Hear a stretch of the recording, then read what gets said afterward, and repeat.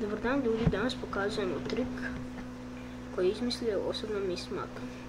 Evo za početak trika trebamo izbaciti 3 karte. 1, 2 i 3. Eto, to su 3 karte. Znači izbacujemo ih od. Uzimamo par karata.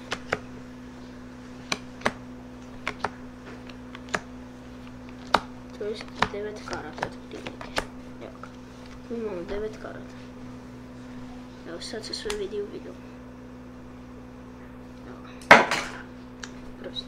Za početak trebamo, evo sad da kažem, imamo i papirić kojim će pisati karta koja će ostati zadnja. Ovako.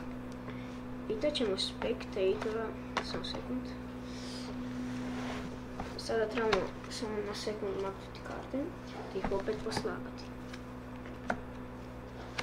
Evo ga. Pitat ćemo spektatora da odabere 2 karte.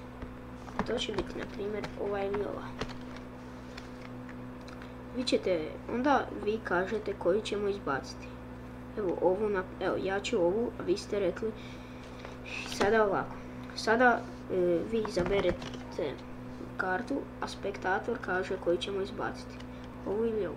Kaže da ćemo ovu i to izbacit ćemo tu kartu. Dobro. Sada uzmemo 2 karte, pitamo spektatora koju će izbaciti. Ovu ili ovu. Ovu. Dobro. Pitamo spektatora od ovih 2 karte koju će izbaciti. Ovu ili ovu. To jest ja sada moram izbaciti, ja ću izbaciti svoje mišljenje ovu. Uzimam 2 karte te pitam spektatora koju bi on mogao izbaciti. Ovu ili ovu. Ovu. Dobro, izbacujemo ovu. Ostale su nam 4 karte te pitam spektatora i ja uzmem karte te spektator govori koju ćemo izbaciti. Ovu ili ovu. Ovu, super.